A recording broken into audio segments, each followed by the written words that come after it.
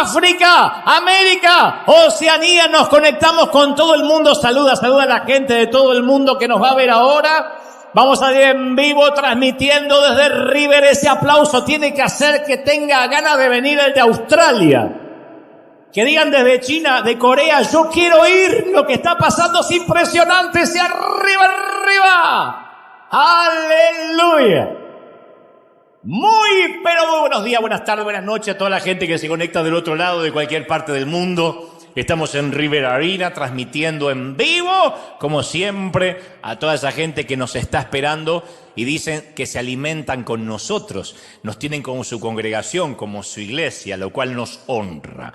Dicen, bueno, no me congrego más aquí en mi ciudad. Yo les digo que no, que tienen que hacerlo, que no hay como la coinonía, como el estar cara a cara con la gente. Pero hay muchos que dicen, no, es que ustedes me bendicen, la palabra me llena demasiado, es mi casa, es mi alimento. A lo cual yo digo, bueno, tú nunca vas a comer en McDonald's y pagar en In-N-Out, ¿no? Así que si vas a sembrar, siembra a donde comes.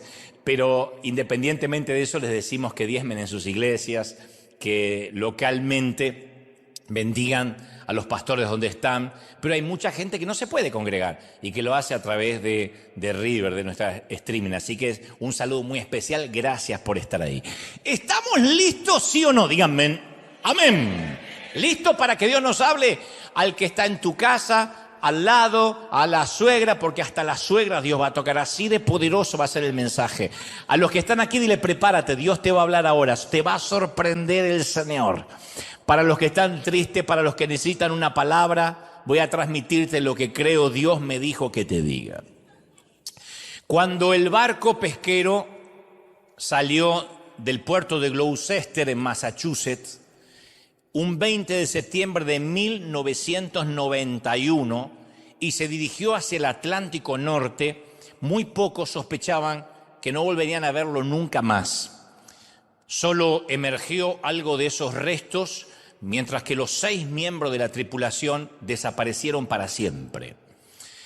En el libro La tormenta perfecta, del cual alguna vez yo también hice un mensaje, el autor Sebastián Junger inmortalizó el destino de este pequeño barco, y después llegó la película protagonizada por George Clooney.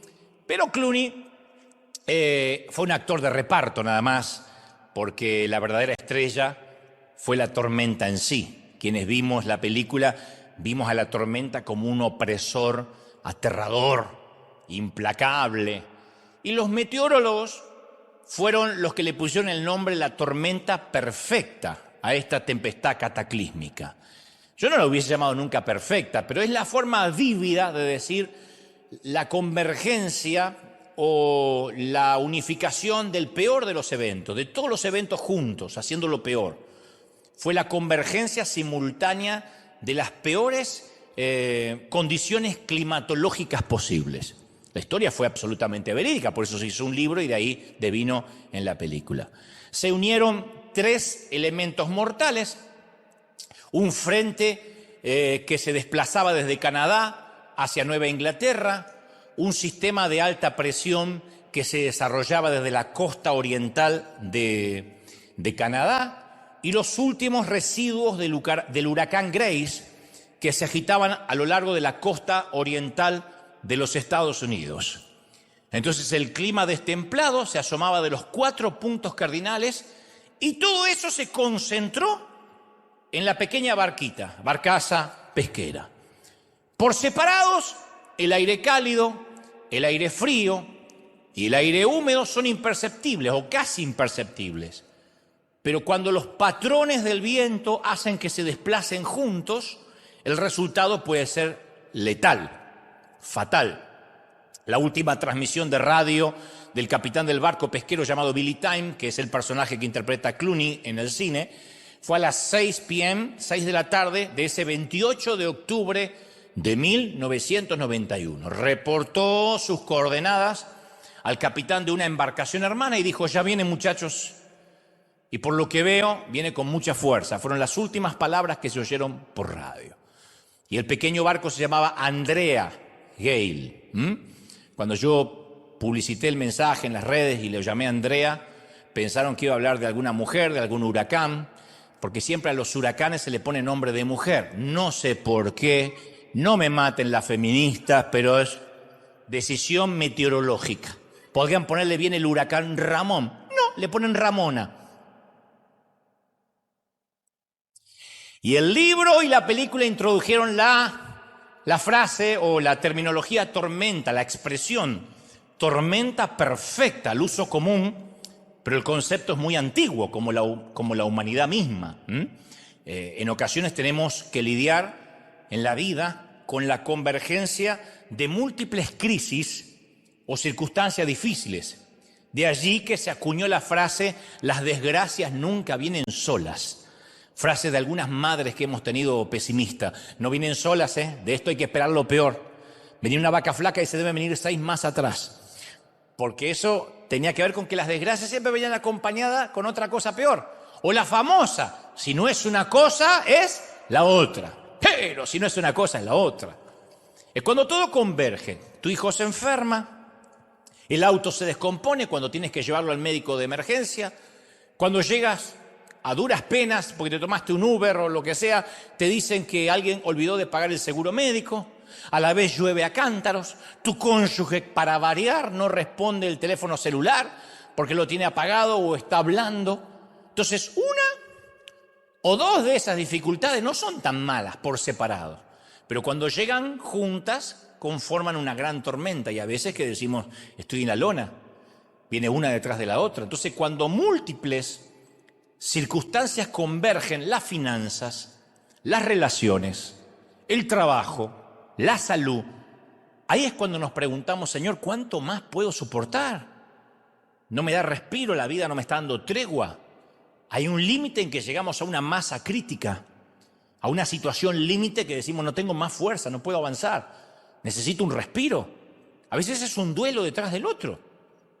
Sepultamos a alguien amado e inmediatamente recibimos la noticia de otra muerte más y decimos, Señor, ni pude elaborar el duelo anterior, todavía mi corazón no lo concibe, apenas lo sabe mi mente y ya tengo que afrontar otro duelo. Y ahí es cuando nos preguntamos si permaneceremos a flote o nos vamos a hundir como el Andrea, si vamos a terminar naufragando, hundiéndonos. Cuando vamos a las Escrituras, Mateo, Marcos y Lucas transmiten la historia de una tormenta perfecta en la vida de los discípulos de Jesús. Que yo te hablé en algunas ocasiones acerca de esta tormenta, porque además es, como dicen los chilenos, harto conocida, pero es una de las historias más famosas de las Escrituras. En esa noche, un tranquilo paseo de barco se convierte en un entrenamiento aterrador con la muerte de parte de sus discípulos. Entonces, mientras que Mateo y Lucas cubren los hechos, no digo de manera superficial, pero de manera básica, la versión de Marcos de los acontecimientos es más detallada. Para ver esta historia tenemos que ir al evangelista Marcos, porque Marcos da detalles que los otros dos no dan u omiten. Marcos 4:35 relata que al atardecer Jesús le dijo a sus discípulos, crucemos al otro lado. Así que dice las Escrituras, o dice Marcos, dejaron las multitudes, salieron con Jesús en la barca. Se desató pronto, de repente, hay una versión que dice de repente, una tormenta feroz, y las olas violentas entraban en la barca, la cual comenzó a llenarse de agua. Entonces los evangelios registran un común denominador, que todos ellos estaban al borde del agotamiento. A saber, las multitudes habían sido abrumadoras todo el día. La gente podemos ser abrumadora. Podemos cansar a un líder, a un pastor, a un padre. La gente solemos ser a veces intensos. Y esta gente intensa había agobiado a Jesús. La gente enferma deseaba su toque sanador. Así que es noble la intensidad. No estoy criticándola ni mucho menos, pero se agrupaban, no lo dejaban respirar alrededor de Jesús en cada calle. Esto había sido casi en los últimos meses en la vida de Jesús algo muy normal, regular. En este momento de la historia, Jesús hablaba en la playa de Galilea, de manera que las multitudes comenzaron a presionar tanto que casi lo habían empujado al agua. Él se subió a una barca se alejó unos cuantos metros, se sentó y siguió enseñando. Hay de los que opinan que esto lo hizo para que la acústica del agua pudiera amplificar su voz. Para cuando terminaron, ya era de noche, o estaba atardeciendo, ya estaba por llegar la noche, ya que Marcos le dedica casi 30 versículos al acontecimiento, tiene que haber sido una sesión de enseñanza muy significativa. Tuvo que haber sido un congreso intenso que duró varias horas. Y Jesús debe estar exhausto, cansado de hablar, tiene que hablar a pulmón, no tiene micrófonos como este servidor, así que tiene que hablar a pulmón. Sin embargo, la multitud no se retiraba. Y con muchas ganas de descansar, de dormir, Jesús y los discípulos simplemente se quedaron en la barca y zarparon hacia la orilla oriental, donde Jesús deseaba ministrar después, del otro lado. Y mientras los elementos de la tormenta perfecta, como nos pasa a nosotros en la vida, se iban juntando.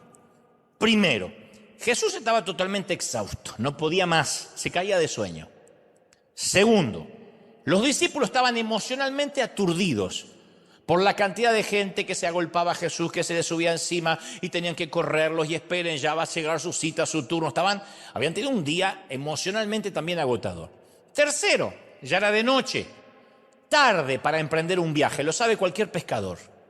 Cuarto, el mar en sí.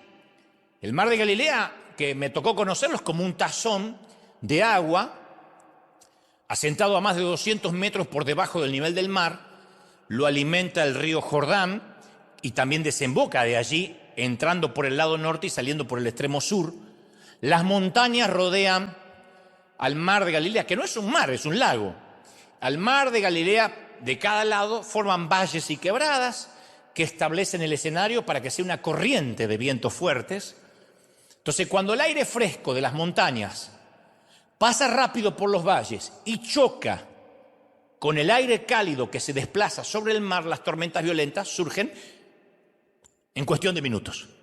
Y esto es precisamente lo que pasó. De manera que Marcos usa una palabra griega para referirse a la tormenta que puede traducirse como chubasco furioso o huracán. Él habla de un huracán, del modo que cuando veía las olas decía, esto es un huracán. Mateo describe la tormenta como un gran seísmo. Él dice, fue un seísmo, que es cuando se mueven las placas tectónicas y hay esos movimientos horizontales de la tierra, de modo que el agua se revoluciona, como un terremoto. Ese término, el seísmo, todavía se usa en nuestro vocabulario. Sismólogo es la persona que estudia los terremotos. Sismógrafo es el aparato que los mide. Pero no todas las tormentas vienen de repente. En el campo, por años, esto me contaba mi papá, los agricultores ven la formación de las nubes y saben horas antes que viene una tormenta. Dice, viene una tormenta y va a durar más o menos esto por la intensidad, por el color de tanto estar en el campo. Nosotros porque ni miramos para arriba, no tenemos la menor idea. Y aparte en California, ¿para qué vas a mirar para arriba si acá cuando llueve es una orinada de gato, ni de moja? Pero en el campo sí, las cosechas dependen de eso. Mi abuela Ana, la alemana, solía hacer nuestro servicio meteorológico privado cuando éramos chicos. A ver, si a la abuela Ana le dolían los juanetes, los callos, lluvia. Y decía, abuela, ¿y cómo puedes saber? Y porque coincide que el gato está panza arriba. Fíjate vos el detalle meteorológico. Si le dolía la artritis, ella decía, me duelen las coyunturas, era tormenta eléctrica. Ustedes dirán, ¿y qué base científica? No sé, la abuela sabía. Pero no se confundía, ¿eh? Decía, me duelen las coyunturas. ¡Oh! Y unos rayos que parecía que era el Capitán América que estaba llegando. Y si le dolía la cervical es porque venía granizo. El canal del clima llamaba a mi casa, decía, ¿qué dice la abuela? Y después lo comunicaban al país. Pero hay tormentas que llegan sin ningún aviso. Lo que daríamos por tener avisos de tormentas familiares, financieras, relacionales, que dicen, mire, de tal mes a tal mes viene una tormenta y va a pasar. Hay tormentas que no vienen sin aviso. No obstante, Jesús había guiado a sus muchachos directamente a una tormenta de esas. Y yo pregunto, los seguidores de Cristo, a ver, ¿No deberíamos disfrutar de la vida de cruceros placenteros por el Caribe, donde nunca hay tormenta? Y yo creo que no creo, estoy convencido que no. Porque los que tenemos años en el peregrinar cristiano sabemos que subirse a la barca con Cristo puede significar tormentas. Estar con el Señor es mojarse, meterse en problemas. En Juan 16:33 Jesús dijo, en el mundo tendréis ¿qué? Aflicción. ¿Ve que todos sabemos? ¿Qué tendréis? Aflicción. No dijo podrían, quizá, algunos la van a tener. Tal vez pueda venir alguna de tanto en tanto. No, tendréis aflicción. Sin embargo, no hay calcomanías de eso. Nadie pega en la novela, nadie pega en la nevera, hoy voy a tener aflicción. Confieso que esa promesa se va a cumplir. Nadie las quiere, pero vienen. No es la falta de tormentas lo que nos distingue. Tenemos tormentas como los que no tienen a Cristo, las mismas o peores. Lo que nos distingue a quién tenemos durante la tormenta, con quién la pasamos. Y esto quiero que te lo grabes. Podemos encontrarnos en medio de la perfecta voluntad de Dios y en medio de una tormenta perfecta al mismo tiempo. Quiero que te lo grabes porque tenemos la tendencia a pensar que si estamos en una tormenta es porque nos movimos de la voluntad de Dios. Pero acá yo veo que la voluntad de Jesús es suban al barco, muchacho, sabiendo que va a haber una tormenta. Entonces, si alguien está pasando una tormenta y piensa que necesariamente es una cuestión del diablo, o esto debe ser porque hice tal cosa, o esto es porque algo habré hecho, quiero que te grabes esto. No siempre, pero bien podrías estar atravesando una tormenta de las bravas, y es porque justamente estás en el centro de la voluntad de Dios. Me miran con cara como no me creen, pues no me importa. Están en la voluntad de Dios y están en una tormenta perfecta. Tienes que creerlo, no te lo olvides. En una tormenta perfecta y en la perfecta voluntad de Dios.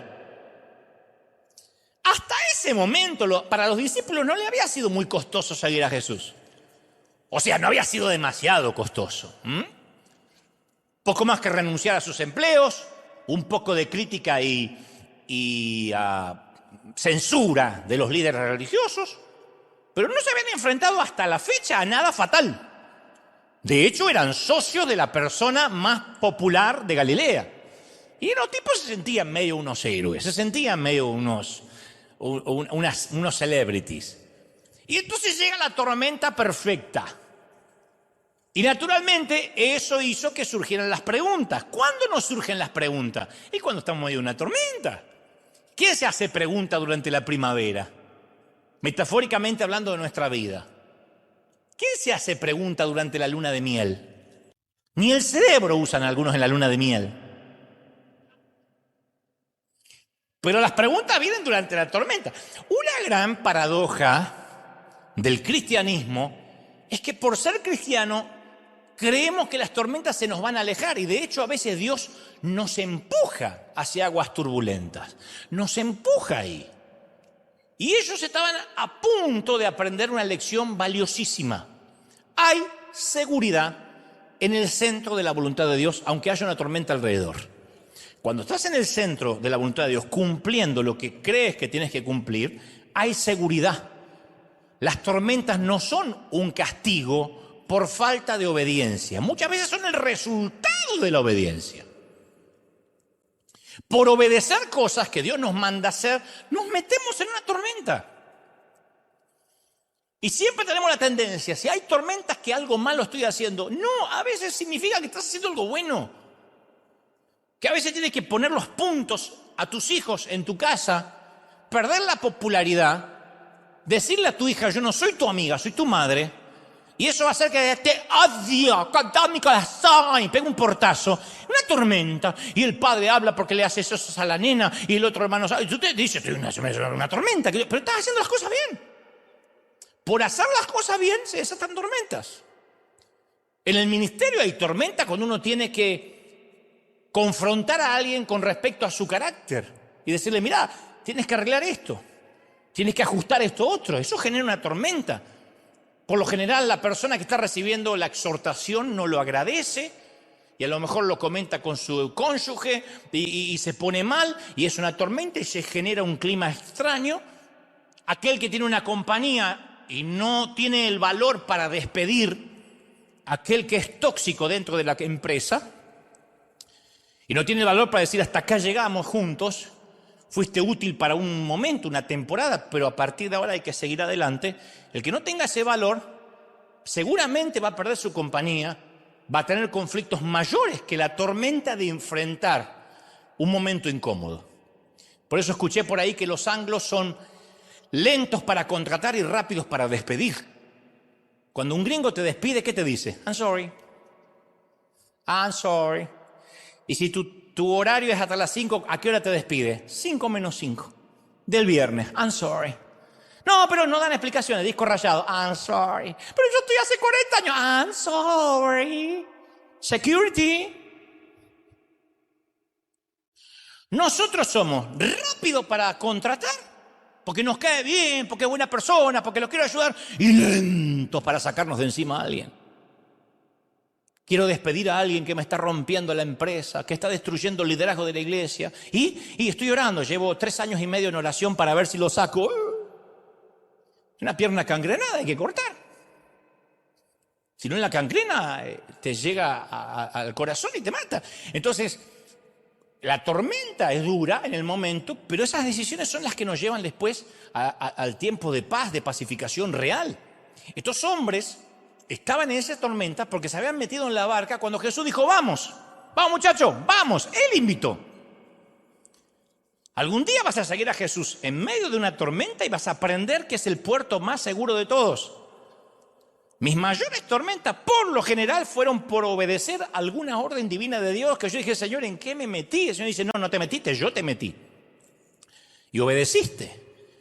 Cada vez que me endeudé o soporté críticas atroces, fue por obedecer al Señor y meterme en ese ojo de la tormenta donde decía Dios, por ahí es. Señor, pero esto me va a costar, sí, pero por ahí es. Cada crítica que he recibido a través de los años ha sido por obedecer a Dios. Por decir, Señor, esto es lo que yo creo que me estás diciendo en mi corazón. Y las críticas vinieron no porque no obedecí, sino por obedecer. Entonces, hay gente que yo sé que está ahora en el ojo de una tormenta, viviendo el epicentro de algo que se ha juntado en los 4 puntos cardinales de su vida y dice, Señor, yo no sé por qué estoy acá. Siento que me orinó un dinosaurio, que emprendo una cosa y me sale mal y me viene mal la otra cosa y encima no me salen los papeles y encima quebré y encima me mandaron una collection y encima tengo... Bueno, pero todas esas cosas que están pasando a veces no es causa de que el favor de Dios se fue, sino al contrario, que el favor de Dios está sobre tu vida y empezó a procesarte para ver qué tal eres como piloto de tormenta, si Él puede confiar cosas más grandes. ¿Están recibiendo esta palabra, sí o no? Cuando Él ve que puede confiarte cosas más grandes, se abren nuevas puertas. Yo lo he vivido durante la pandemia. No fue divertido pararme solo aquí durante 1 año y 3 meses, no sabiendo, como la mayoría de los pastores, qué iba a pasar, si las iglesias iban a cerrar para siempre, si alguien iba a regresar algún día, si la gente iba a solventar financieramente la visión. Pero el Señor me decía, yo necesito que en esta tormenta llamada pandemia pilotees, no te escondas, no te metas en una cocina y empieces con terror y temblor a pedir prudencia.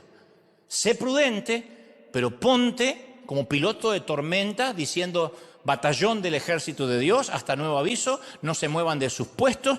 Esto tiene que ver con algo que Dios va a hacer más grande, que ojo no vio, ni oído yo, ni ha subido a corazón de hombre. Eso nos mantiene y nos trajo hasta aquí. ¿Lo crees, sí o no? Y ahora, en el medio de la tormenta, los discípulos gritan. Y Jesús duerme. Conocen la historia.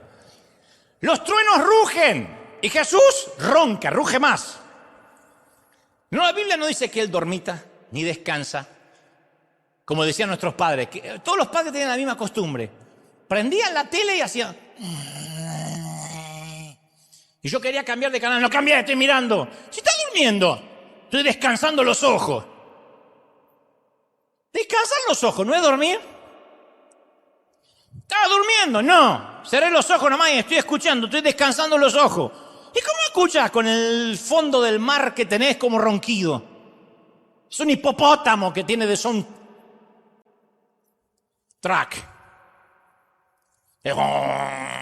así. Y está descansando. Bueno, Jesús está así, durmiendo profundamente. Pedro y Juan, marineros con experiencia, luchan por tener la vela abajo. Mateo, recaudador de impuestos, no tiene idea cómo se lucha con el mar, no para de vomitar.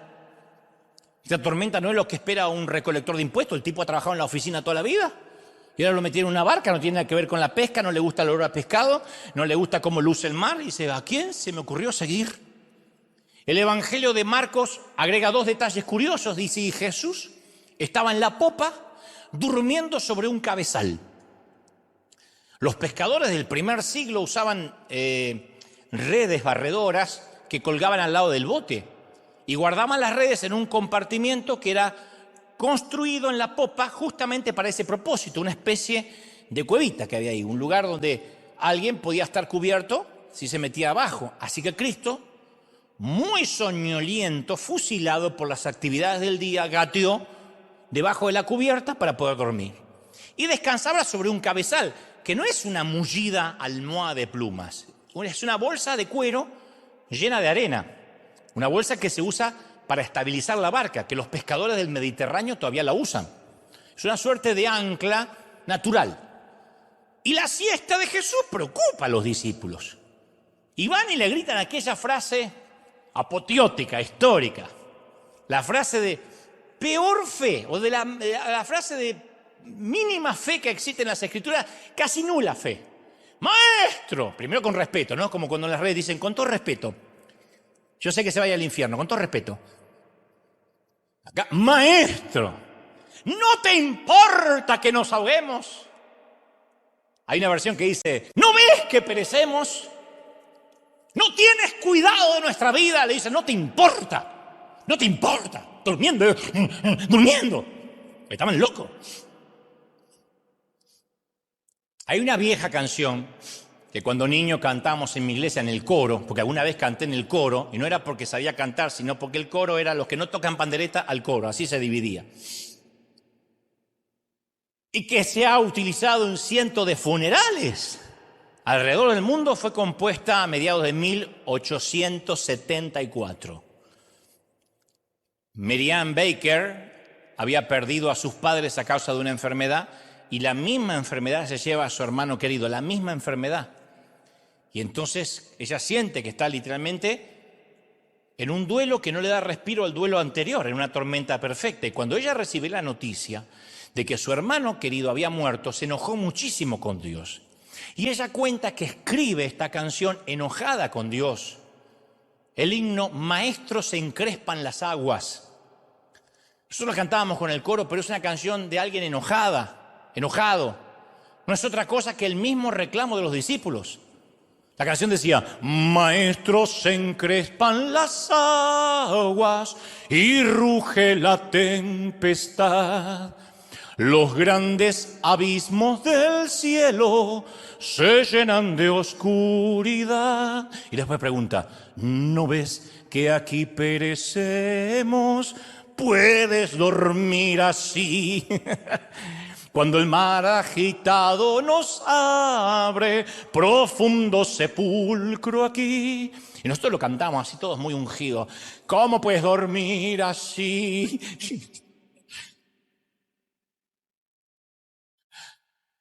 Es una canción de enojo.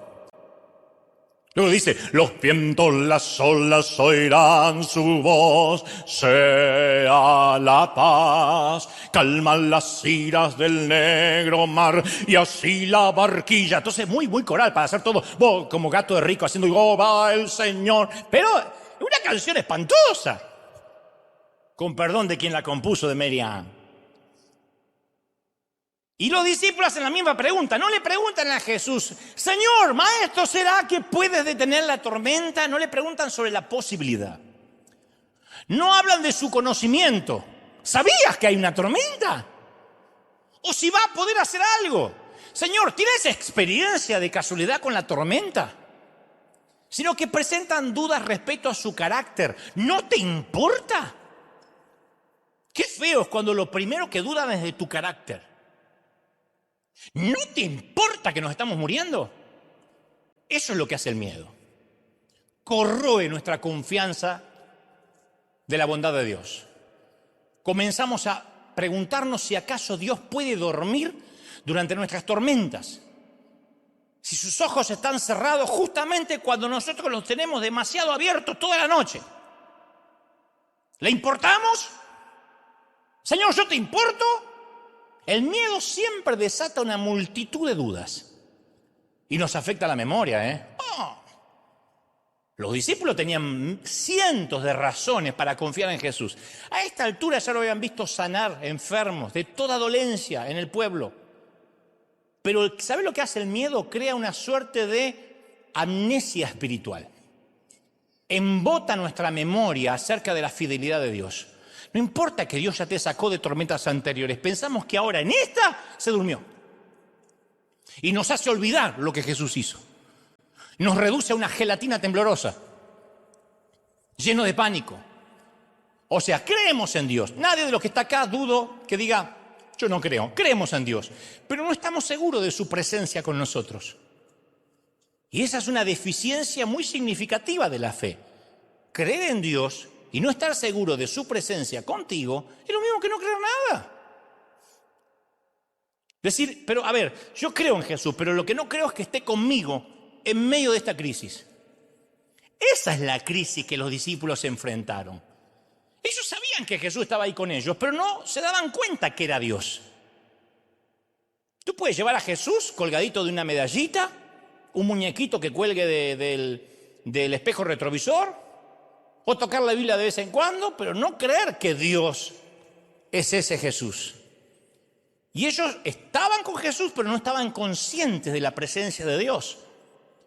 Yo creo que recuerda que los 12 conocían la historia de Moisés y cómo los israelitas habían atravesado el Mar Rojo. Ellos sabían que Dios podía controlar el viento y el mar. Ellos conocían la historia de Noé. Sabían que Dios podía enviar un diluvio, parar el diluvio, enviar a los animales de 2 en 2. La naturaleza y el mar le obedecían. Conocían las historias, eran israelitas. No obstante, ¿estaba ese mismo Dios ahí con ellos? Y en ese momento álgido, ellos no se daban cuenta que el Dios de Moisés y su maestro eran la misma persona. Ellos pensaban que el Dios de Moisés, que abrió las aguas, es uno. Este es una versión más edulcorada de Dios. No se daban cuenta que era Emmanuel, Dios con nosotros. Emmanuel significa Dios contigo, de lunes a domingo, todo el tiempo, en el fregadero, en el auto, en el baño, donde vaya, caminando, Dios contigo, todo el tiempo. No está ausente durante la tormenta. Conoce cada pensamiento, cada suspiro, cada sentimiento de nuestro corazón. Y mientras que nosotros a veces observamos los cielos oscuros, el Señor se enfoca en la persona que está transformando y que Él quiere que seamos. Y dice, no, Dante, esta tormenta te va a hacer bien, vas a salir de esto más fortalecido. Él ve las tormentas como el proceso de formación. No nos gusta. Cuenta que un día un campesino le pidió a Dios que Él pudiera mandar sobre la naturaleza lo que quisiera, lluvias, agua. Él dijo, quisiera yo, muy parecido a la película Todopoderoso de Jim Carrey, quisiera ser Dios, pero no con el resto del universo, sino con mis campos, con mi siembra, para que me rindan mejor mis cosechas. Y Dios se lo concedió. Entonces, cuando el campesino quería lluvia ligera, sucedía. Cuando pedía sol, brillaba en todo su esplendor. Si necesitaba más agua, llovía un poquito más regularmente. Y cuando llega el tiempo de la cosecha, tenía un estupor y una sorpresa porque resultó la cosecha un absoluto fracaso. Entonces, desconcertado y medio molesto, le pregunta a Dios por qué salió la cosa así. Si Él había puesto los climas que creyó que eran los más favorables. Y Dios le contestó, es que tú pediste lo que querías, pero no lo que convenía. Nunca pediste tormentas para tu cosecha, para tu siembra. Y estas tormentas son muy necesarias para limpiar la siembra, para ahuyentar las aves y los animales que consumen la semilla, para purificarla de plagas que la destruyen. Nunca pediste tormenta. Y nosotros como el campesino no queremos tampoco pedir tormenta. Nadie dice, a ver cómo viene este año, 31 de diciembre, ojalá que el año que viene venga con muchas tormentas, Mi amor, invita a tu mamá a pasar unos días en casa. Nadie quiere tormentas. Pero las tormentas son necesarias. Jesús se despertó, reprende al viento y le dijo a las olas, ¡silencio! ¡Cálmense! Exactamente como uno pide silencio a los hijos cuando intenta dormir. No dice, chicos. Viste que uno sale con los pelos parados así desencajados. ¿Qué? Y el compañerito, tu hijo, le dice, ¿quién es esa? No sé, una señora que dejamos dormir acá. Un tipo raro que viene y de repente el viento se detuvo y hubo una gran calma. Y el pasaje dice que Jesús reprendió al viento como un padre reprende a un niño travieso. Y el viento le obedece como le obedecían las legiones de demonios, porque Jesús tenía poder sobre lo natural y sobre lo sobrenatural. Ahora la pregunta es, a ver, vamos a pensar juntos. ¿Ocasionó Jesús la tormenta simplemente para poder calmarla y desarrollar la fe en sus discípulos? Dijo, voy a desarrollar una tormenta, Padre, te pido que venga una tormenta para que estos muchachos aprendan. La Biblia no da una respuesta explícita, directa. Yo me inclino a pensar que no. Él no necesitaba crear tormentas nuevas para demostrar su verdadera naturaleza, porque ya la vida, el mundo caído, provoca tormentas por sí solo, ¿no? Ya el mundo tiene demasiadas tormentas como para que el Señor se ponga a fabricar más. Las obras del enemigo están siempre aquí. Por eso yo siempre digo, ni siquiera el enemigo en persona viene a traerte un problema. Son sus obras las que permanecen. El mundo caído las que hacen que las tormentas nos sorprendan. No, yo creo que el Señor desarrolla nuestra fe usando las tormentas que ya están. Porque yo no veo razón para no creer que Jesús se fue a dormir con el único propósito que era obtener un descanso que estaba necesitando. Pero fue rápido, expeditivo, para usar la tormenta como una oportunidad apropiada para enseñarles algo. Entonces la tormenta le proporcionó la atención total de los muchachos. Dijo, bueno, vamos a aprovecharla para enseñarles algo. Y yo te puedo decir con absoluta certeza que no hay nadie aquí hoy en el Harina, ni mirándonos a través del streaming, que tenga escasez de tormentas en su vida. Siempre estamos en uno de tres lugares. Mirá qué palabra alentadora te voy a dar. ¿Nos dirigimos hacia una tormenta? ¿Estamos en medio de una? ¿O estamos saliendo de la tormenta? Pero no hay un barquito que dice, a mí yo nunca, la verdad que no me entero. O vives dentro de una nuez, porque o estás en una, estás saliendo, estás entrando. Porque vivimos en un mundo complejo y hay problemas de todo tipo que se tejen en la tela de la vida. Entonces, a veces creemos tener todo bajo control, hasta que de repente hay algo que ya no lo tenemos bajo control. Una o varias cosas ya no dependen de nosotros. Eso es lo que nos da cierto miedo en la vida. Hablaba hace una semana con alguien que le tiene pánico a volar y me decía, ¿sabes cuál es el secreto por el cual, no sé si el secreto, el detonador, por el cual tengo miedo a volar? Que no tengo el control de nada. Y le digo, cuando vas en el asiento del acompañante del automóvil, tampoco. Me dice, sí, tengo el control de la puerta, me puedo tirar. La cosa se pone fea, me tiro. Pero en el avión, ¿dónde me tiro? Aparte no veo el chofer. No veo qué está haciendo, si está borracho, si está dormido. No le veo cara de preocupación. Entonces, la falta de control en la vida nos mete en una tormenta. Hace que le tengamos miedo a lo que no podamos controlar. Y aunque Dios no crea las tormentas en nuestra vida, Él hace lo que Jesús hizo esa noche en el mar de Galilea. Se vale del mar agitado para fortalecer nuestra fe. ¿Lo crees de verdad, sí o no? Para que se fortalezca tu carácter. Y a veces permite que las tormentas arrasen para que nos envíen a toda prisa a Él. Nada te hace doblar las rodillas tan rápido como una tormenta, ¿o no? Como en esa barca que estaba siendo sacudida, Jesús permitió que los vientos arrasaran para que sus discípulos aprendieran a confiar en Él. Y Jesús aún así fue más amable con sus discípulos que con la tormenta, porque al viento lo reprendió. Pero solo a los discípulos le hace dos preguntas. Dos preguntas. ¿Por qué tienen miedo? Segunda pregunta, ¿todavía no tienen fe? ¿De verdad? ¿No los milagros que habían visto estos tipos? ¿De verdad? Primera pregunta, ¿por qué tienen miedo? Segundo, ¿pues no tienen fe? Está en Marcos 4:40, las dos preguntas de Jesús. ¿Por qué tienen miedo? ¿Y por qué todavía no tiene fe? ¿Por qué todavía no tiene fe? Entonces acá hay una gema, hay una verdad espiritual clave. Lo opuesto a la fe. Si él dice, ¿por qué tienes miedo? Y después dice, ¿por qué todavía no tienen fe? Es porque lo opuesto a la fe no es la incredulidad. Lo opuesto a la fe es el miedo. ¿Por qué tienes miedo? ¿Y por qué no tienes fe? La fe engendra confianza. La incredulidad engendra temor gelatinoso.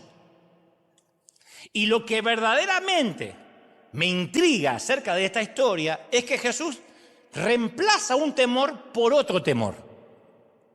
Porque después que los tipos están boquiabiertos, maravillados por la repentina calma, porque esto es así, lo viento, imaginen la peor película catástrofe, el Señor dice, ¡enmudece! Y pasa un pajarito, de golpe. Estaban aterrados, dice, los discípulos estaban completamente aterrados. De manera que dijeron, ¿quién es este hombre? Hasta el viento y el mar le obedecen. ¿Quién es este hombre? Mirá lo que vienen a preguntar los tipos. ¿Y a quién están siguiendo, cabezones? Marcos 4:41. ¿Quién es este hombre que hasta el mar y los vientos le obedecen? Y hay varias traducciones de la Biblia que dicen, se llenaron de profundo miedo. Claro, se dieron cuenta que estaban delante, en presencia de un poder que residía en una persona más poderosa que la violencia de un mar tormentoso. Pero no obstante no le caía la moneda que era Dios. Porque dijeron, ¿qué clase de hombre es este? Nunca dijeron qué clase de Dios es este. ¿Qué clase de hombre es este? Fíjate, todavía no les cayó la moneda. Todavía le hace falta unas cuantas tormentas más. ¿Quién es este hombre? ¿Cómo este hombre? Todavía estaban enfocados en su humanidad. En ese momento los discípulos todavía estaban aprendiendo la verdad extraordinaria que más tarde Pablo le diría a los colosenses, en Colosenses 1:16, le diría, por medio de él, Dios creó todo lo que existe en los lugares celestiales y la tierra. Nunca se les cruzó por la mente a estos cabezones de que Jesús había creado el mar de Galilea y que los vientos y las aguas eran de él, que estaban con el dueño. Entonces estos tipos estaban en el salón de clases con forma de barca y comenzaban a reconocer que Jesús era mayor que cualquier persona que habían conocido, y el temor de los discípulos hizo una transición crítica y pasó de estar centrados en ellos a estar centrados en Cristo. ¿Quién es este? Ya no estaban preocupados por hundirse, estaban impresionados con Jesús. Los temores debilitantes estaban siendo reemplazados por un temor fortalecedor de Jesús. Esto es lo que quiero regalarte. Quiero que lo ates a tu cuello, lo escribas en las tablas de tu corazón, en tu agenda y lo tuitees. Cuando le temes a Dios, no le temes a más nada ni a nadie. Le temes a Dios y no le temes a nadie más. ¿Cuántos lo creen? Díganme amén. A mí no me importa el que dirán hace años porque estoy lleno de temor de Dios. No me importa que diga la gente un cuerno porque estoy lleno de temor de Dios. Cuando yo dejo de temerle a Dios, me lleno de pánico por la gente. ¿Qué van a decir? ¿Qué van a comentar? ¿Qué no les va a gustar? ¿Qué me van a decir? Cuando yo me empiezo a preocupar por qué dirá la gente, porque estoy lleno de miedo del hombre. Y cuando me preocupan los vientos y el agua, es porque estoy enfocado en la tormenta y no en Jesús que está en la barca. Témele a Dios y no le temes más a nadie. Ni a la economía, ni que Biden le da la mano a un hombre invisible. No le temes a nadie. Temes a Dios y no le temes a más nadie. Algunos no saben, no importa, después investiguen. Pero lo que viene ahora es lo medular del mensaje y el punto más importante te lo voy a regalar antes que te vayas. Imagina que tienes un puesto clave en el gobierno de tu país. Debe ser aquí los Estados Unidos de América o el país desde donde vienes, no sé, o donde estás mirando. Y el 15 de septiembre te tienes que reunir con el presidente y te lo recuerdan en una reunión previa en la casa de gobierno. Vas a la casa gubernamental y te dicen, mire, no se olvide que el 15 de septiembre el primer mandatario lo quiere ver. Te lo dicen ahí cuando la reunión termina, te lo dice el secretario, ¿no? El presidente estará listo el 15 para verlo. ¿En dónde? En una cumbre en Londres, porque ya que vamos a viajar, vamos a Londres. Y el Estado se va a encargar de enviarle todo lo necesario para que no falte la reunión. Es que yo vivo lejos y le mandamos un helicóptero hasta el aeropuerto y del aeropuerto hasta donde tiene que llegar. Vamos a proporcionar lo que tengamos que proporcionar de manera que usted esté con el presidente en Londres. Entonces, las semanas anteriores al 15 de septiembre, tú haces tus cosas. Tienes actividades flexibles, atiendes tus responsabilidades habituales, toda clase de cambios, cosas que se pueden alterar o no el 15 de septiembre. No hay duda dónde vas a estar. Te van a hacer llegar como que hay un Dios. El secretario presidencial se va a encargar que estés en Londres y te esperan en la cumbre. Bueno, algo similar le pasó al apóstol Pablo. Casi fue linchado por una turba de judíos. Los romanos lo arrestan por su propia seguridad. Y Hechos 23:11 relata esa noche. Escuchá, porque esto te va a volar la tapa de los sesos. Esa noche, todos trajeron sesos, ¿verdad? Se los va a volar. Esa noche, el Señor le apareció a Pablo y le dijo, ten ánimo, Pablo, el tipo está preso. Una tormenta. No hay peor cosa que estar privado de la libertad legítima. No temas, Pablo, porque así como me has sido testigo en Jerusalén, debes predicar este mismo mensaje en Roma. Entonces, le dijo dos cosas esta visión o el Señor a Pablo. Primero, que iba a Roma. Le da un destino. Segundo, que no iba a morir en Jerusalén, porque tenía que llegar a Roma. Iba a mandarle los helicópteros celestiales que tenga que mandarle, pero el tipo iba a estar en Roma. El tiempo intermedio entre este momento de cárcel y el destino es el incierto y la tormenta que estás pasando. Desde que le dijo, ten ánimo, ¿sabe cuánto pasó? 2 años. Defendiéndose entre los gobernadores romanos, ante el rey Agripa. Cuando finalmente se embarcó para Roma y dice, bueno, ya está, 2 años de tormenta, por fin se cumple la voluntad de Dios. Viene una tormenta en el medio del mar, violentamente el barco encalla en las rocas de Malta. Sobrevive el tipo al naufragio, traga agua como un condenado, como si fuera DiCaprio, traga agua. Lo muerde una serpiente venenosa, etcétera, etcétera. Una tormenta que no se termina más. Eso es una tormenta perfecta. Pero él sabía que no iba a morir porque Dios le dijo, tiene que ir a Roma. Él tenía por delante un cumplimiento, un mandato, y Dios se iba a encargar de que llegara a Roma. A los discípulos se le dio la misma garantía cuando en el mar de Galileo le dijo Jesús, vamos al otro lado. No le dijo, ¿a dónde vamos, Jesús? ¿Qué sé yo? A navegar. ¿Quién sabe si volvemos o no? Naveguemos. No, vamos al otro lado. ¿Por qué? Porque tengo que predicar. Si ellos se hubiesen agarrado de esa frase, vamos al otro lado, no se hubiese centrado la tormenta. Ahora, ¿podría haber una tormenta? Sin duda. ¿Iba a ser un viaje cómodo? Y no. No hay seguridad de un viaje cómodo. Podrían preocuparse por marearse, por vomitar un poco, pero no tienen que preocuparse por hundirse. ¿Por qué? Porque el dueño del barco, del mar, del viento, de las olas y del mundo le dijo que van a pasar del otro lado. Yo te voy a contar cómo funciona mi relación con el Señor en cuanto a mis destinos en todos estos años de peregrinar cristiano.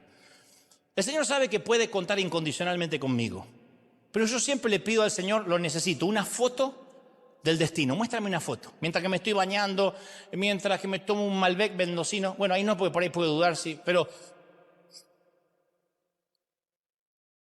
muéstrame una foto.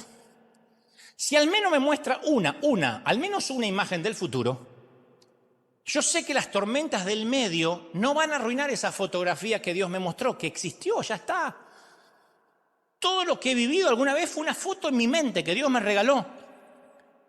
Y hay fotos que todavía no las he vivido, pero yo sé que ya las vi y esas fotos van a pasar. En mi vida funciona como la trilogía de Regreso al Futuro de Robert Zemeckis, cuyo momento más crítico era cuando el doctor Emmett Brown decía que un viaje en el tiempo alteraba los acontecimientos sucedidos en el pasado y eso daba resultado a una elipsis, a un tiempo alternativo, y la línea del tiempo original se borraba, ¿se acuerdan? Por eso Marty McFly, mirá lo que te estoy contando, por el mismo precio, por eso Marty McFly tenía que hacer que sus padres se enamoraran para que la fotografía de él y sus hermanos no se evaporaran. Marty, tienes que hacer que ellos se enamoren porque de otra manera ocasionaste una paradoja en el vórtice temporal. ¿Se acuerdan eso? Para nosotros no es distinto. Desde nuestro punto de vista, los días por delante son inciertos. No sabemos el contenido del futuro ni cuántos días serán. Sin embargo, conocemos el destino, vimos la fotografía. Tú dices, ¿y qué foto vi yo? Juan 14:1 se nos ha dicho que Jesús fue a preparar lugar para nosotros del otro lado. Alguien tiene que decir, esta es mi foto. Y hasta tanto tengas otra, te presto esa. Entonces, número 1, la Biblia ya te habla de un desembarque seguro, que vamos a llegar al otro lado. Hay dos destinos que deben llamar la atención, destino temporal y destino final. Y Dios nos asegura que el destino final está asegurado.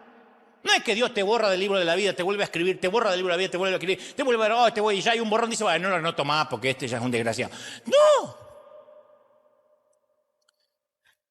Él dice que fuimos comprados por precio de sangre.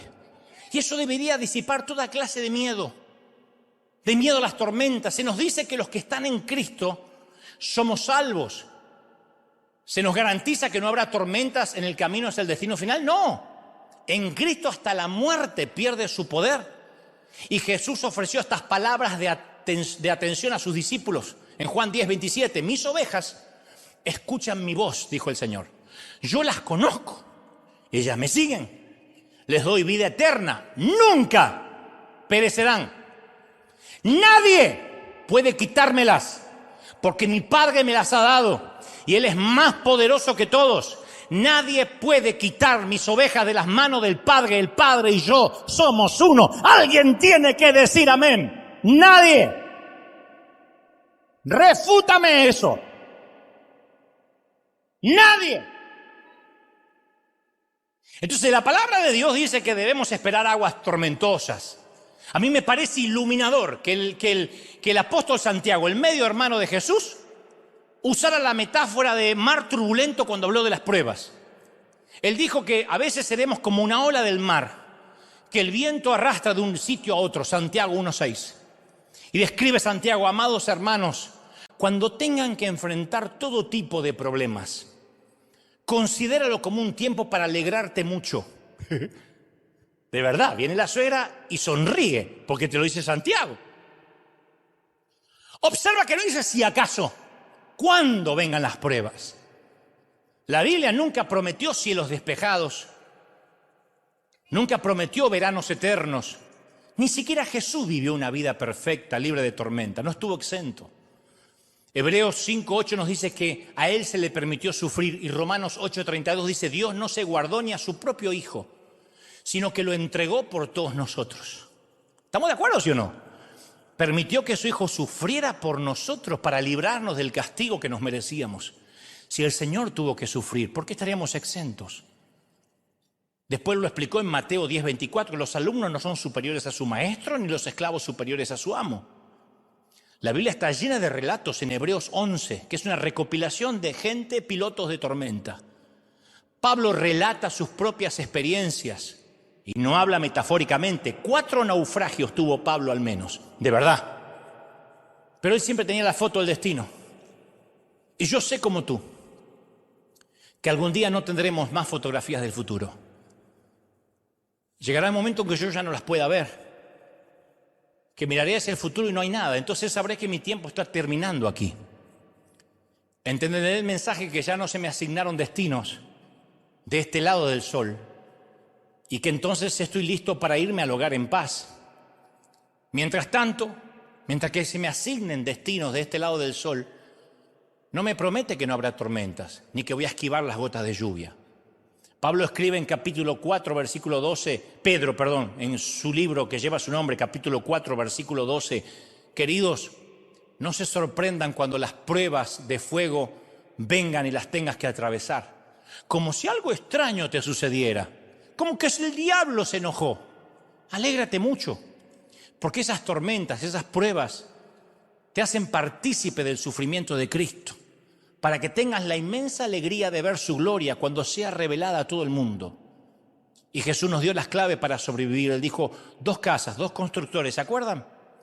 Uno sobre la roca y uno sobre la arena. La arena representa los valores poco profundos, los valores en los cuales edifica el mundo. La roca representa a Cristo.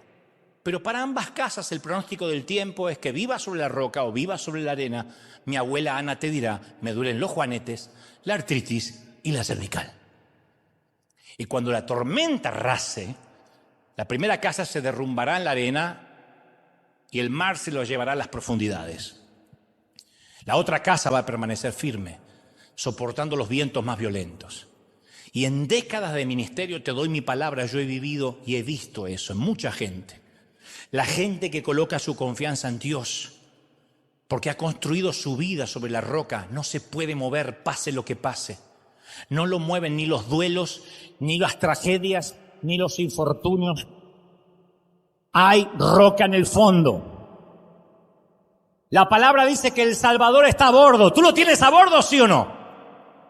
Y los discípulos eran demasiado inexpertos para tener esta cuota de fe. Y tal vez tú eres así esta mañana. Te identificas con Cristo, pero no tienes la seguridad cuando las nubes ya no se van y se quedaron ahí sobre tu hogar. Cuando el cielo se oscurece, tienes muchas preguntas. Si quedarte en la barca con Jesús o quedarte en la playa con la esperanza de evitar la tormenta. El tema es que esto no es una opción, querida, querido. Puedes correr, pero no te esconderás de la lluvia. Las tormentas te encontrarán. No puedes decidir si la lluvia te llegará o no. Solo puedes decidir si llevarás o no llevarás paraguas. Y tú dices, pero él está dormido, mi vida no le interesa. No permitas que el silencio aparente te lleve a esa conclusión errónea. Él dijo, nunca te fallaré, nunca te abandonaré. Voy a estar, como les dijo a sus discípulos, siempre hasta el fin de los tiempos. Son promesas. Nunca ha dejado de cumplir una. Hay solo un hecho indiscutible en tu vida, solo uno. Puedes tener papeles o no. Puedes ser soltero o casado, con suegra o sin suegra, con diablo o sin diablo. Pero te puedo decir una cosa. Tienes la seguridad que el Señor estará contigo siempre. Que tú no comprendas el hecho, que no confíes en otra cosa, pero Él siempre estará contigo. Siempre. ¿Tú lo crees? La roca es el único fundamento a prueba de tormentas. El Salmo 46 dice, Dios es nuestro refugio, nuestra fuerza, siempre para ayudarnos en momentos de dificultad. No temeremos cuando vengan terremotos y las montañas se derrumben en el mar, que rujan los océanos, que hagan espumas, que tiemblen las montañas, que suban las aguas. Yo seguiré confiando en Dios. Yo seguiré confiando en el Señor. Alguien tiene que decir amén. ¡Aleluya! ¡Wow! No, aplaude más que eso para que se escuche en todo el mundo. ¡Buena! ¡Aleluya! Mirá, hay 2 ejemplos bíblicos de cómo la fe puede crecer hasta hacerse completa en nuestra vida. David escribió, Salmo 56:3. Entonces te voy a recetar una medicina y una más fuerte después. Esta sí te duele un poquito la cabeza. Si estás medio mareado es un Dramamine. Cuando tengas miedo, cuando tengo miedo, dijo David, en ti pondré mi confianza. David dijo, cuando yo tenga miedo voy a poner la confianza en Dios. La segunda medicina la trae Isaías. Isaías 12:2 dice, confiaré en Él y no tendré miedo. David dice, si tengo miedo confío en Él. Dice Isaías, no, yo voy más allá, me tomo 2 pastillas, yo no voy a tener miedo. Son 2 medicinas, la de Isaías es una dosis más fuerte. Si tienes una fe que te ayuda a lidiar con el miedo en las tormentas como David, lo celebro, está bueno. Pero ¿no te gustaría desarrollar una fe como la de Isaías, que eres permeable al miedo? Quizá a mí ya no me mueve nada, Puede pasar lo que pase. Cuando los discípulos se metieron en la barca con Jesús, ni siquiera tenían la primera clase de fe de David. Pero ahí, cuando bajaron de la barca, alcanzaron un nuevo nivel de fe. llegaron a ser intrépidos, se transformaron en mártires. Si ese día hubiesen tenido una fe madura en la barca, habrían podido acurrucarse y tomar una siesta con Jesús. Le hubiesen dicho: che, Pedro, anda a enmudecer los vientos, nosotros queremos seguir rumbeando. ¡Enmudezcan en el nombre del Señor que está durmiendo! Y no lo queremos despertar. Kirk Allen es el cantante y compositor que escribió la canción original en inglés Paz en la tormenta. Y la compuso en 1974 después de haber perdido a su esposa y su hijo durante el parto. No tenía manera de consolarse y el Señor lo llevó a escribir esa letra maravillosa. La versión en español recorrió América Latina, se estableció en el acervo mundial de innumerables congregaciones católicas y protestantes. Puedes tener, así, ¿verdad?, paz en la tormenta. Lo sabemos todos, ¿no? Fe y esperanza cuando no puedas seguir. Aun con tu mundo hecho pedazos, el Señor guiará tus pasos. Puedes tener paz en la tormenta. Ahora está lindo, ¿eh? Puedes tener paz en la tormenta. Fe y esperanza cuando no puedas seguir. Aun con tu mundo hecho pedazos, el Señor guiará tus pasos. Puedes tener paz en la tormenta. Y puede que ahora estés a bordo de la Andrea y el clima destemplado se asoma en tus 4 puntos cardinales y todo eso concentrado hace meses en tu pequeño barco. Y estás viviendo una serie de eventos desafortunados y la tormenta perfecta desde hace meses o años ya es parte de tu rutina diaria. Te acostumbraste a irte a la cama cada noche empapado y exhausto. Y como piloto de varias tormentas vividas, voy a darte un consejo que no me estás pidiendo, pero que da mucho resultado. En medio de la tormenta, aférrate lo más que puedas al primer mástil que encuentres a bordo. Mientras tanto, entre la lluvia, observa la fotografía de tu destino y por sobre todas las cosas resiste. No te entregues. Mantente vivo, mantente respirando. Ten mucha paz en medio de la tormenta. Yo te doy mi palabra de capitán que saldrás de esta. Y aunque no sé dónde se pudo haber metido, cuando zarpaste del muelle, esta mañana yo vi al Señor subir a tu pequeño barco. Quédate en paz. Quédate tranquila. ¡Vamos, celebra al Rey de Reyes! ¡Aleluya! Vamos, celebra, celebra, celebra. Dale un aplauso grande al Señor y dile, aunque esté en el Andrea, Él me sustentará, Él me sostendrá. Dale ese aplauso, celebra al Rey de Reyes. ¡Aleluya! El Rey te va a sostener. ¡Wow! ¡Impresionante! ¿Cuántos reciben esta palabra? Díganme amén. Levanta tus manos al cielo, quiero orar por los que están recibiendo al Señor por primera vez aquí o en casa, para los que escuchan en alguna parte del mundo o aquí en cada rincón de la ruina. Me dice el Señor que te diga, vamos a salir, vamos, clama al Señor, adora, dile, Señor, hay paz en mi corazón. Aun cuando no me prometas que la tormenta terminará en tal fecha, mañana, pasado, en unos días. Tú dices, Señor, yo confío en ti, tú estás en mi barca, nunca me dejaste.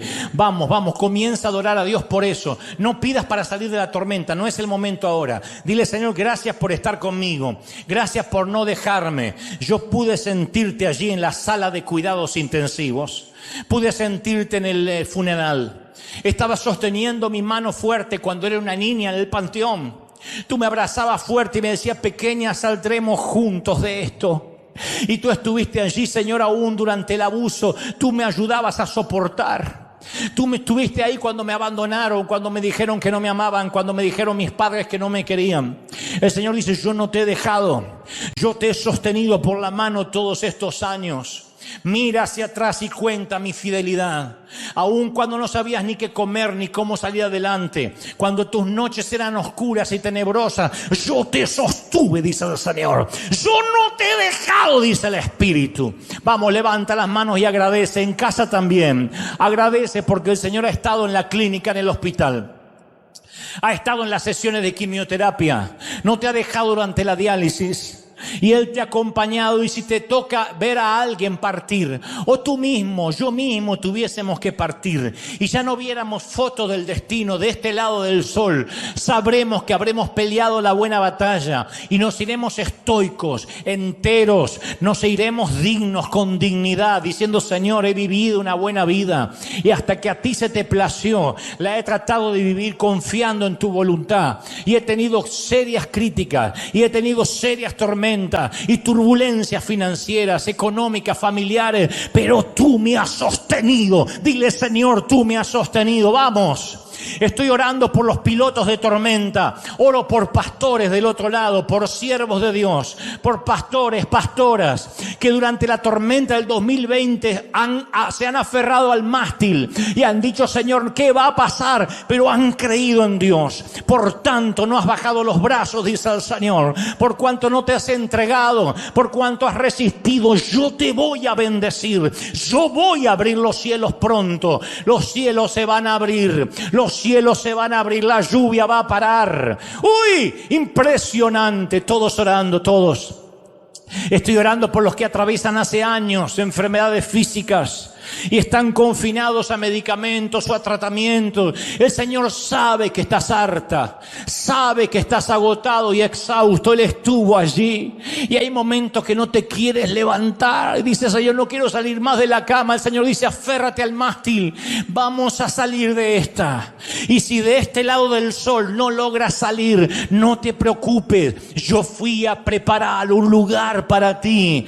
Hay mansiones que te esperan, yo te espero del otro lado y vas a agradecer que te haya llevado. O sea como sea, dile, Señor, gracias por la vida. Y si viene la muerte, ¿dónde está, muerte, tu aguijón? ¿Dónde, sepulcro, tu victoria? No hay tormenta tan grande, no hay montaña tan grande que Dios no la mueva, no hay tormenta tan fuerte que Dios no la pare, que Dios no la disipe. Bendigo, estoy orando ahora por los que están atravesando tormentas en lo económico, en lo espiritual, en lo familiar. Me dice el Señor que te diga, yo te sostengo. Vamos, vamos, todos orando, todos. Esta oración está llegando a los continentes, está llegando a sitios recónditos. El Señor te sostiene, querido. Tu barca no va a naufragar, tu barca no va a zozobrar. Dice el Señor, yo te sostengo, hijo mío, yo te sostengo, querida.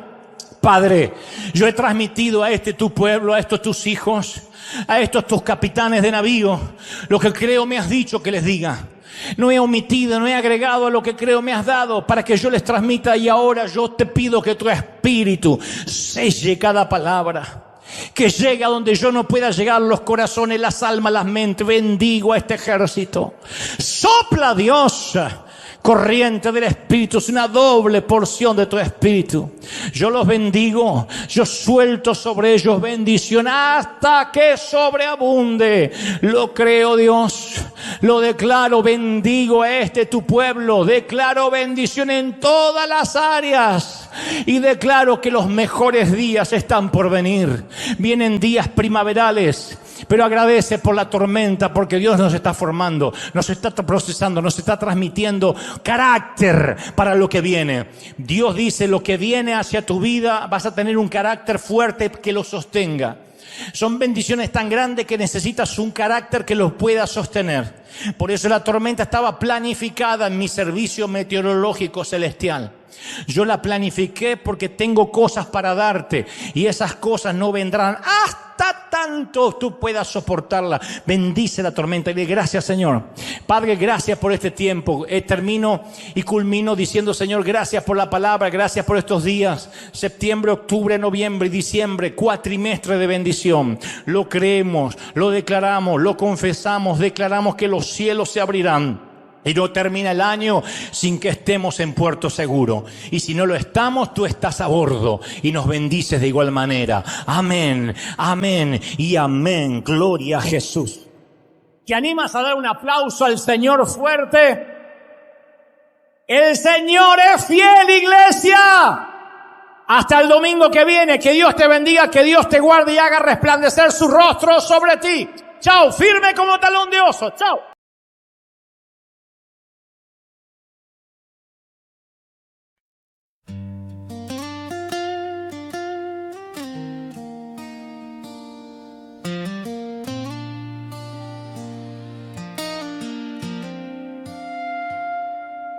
Everything I used to live for faded slowly out of sight.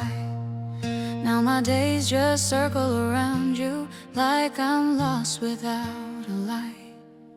All the noise just turns to silence when your memory comes through. And the world I once was chasing now feels small and shaped like you. My whole world is only you. Every thought keeps breaking through. You're so close inside my mind, but so far in real life. I can feel you everywhere, in the things we never shared.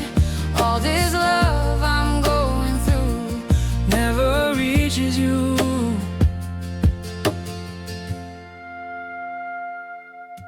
Every image feels so real now, like you're standing next to me. But the truth is in the silence, you were never meant to see. My whole world is only you. Every thought keeps breaking through. You're so close inside my mind, but so far in real life. I can feel you everywhere, in the things we never shared. All this love I'm going through never reaches you. If you felt it for a moment, would it change the way you stay? Or would I still be the shadow that just fades away?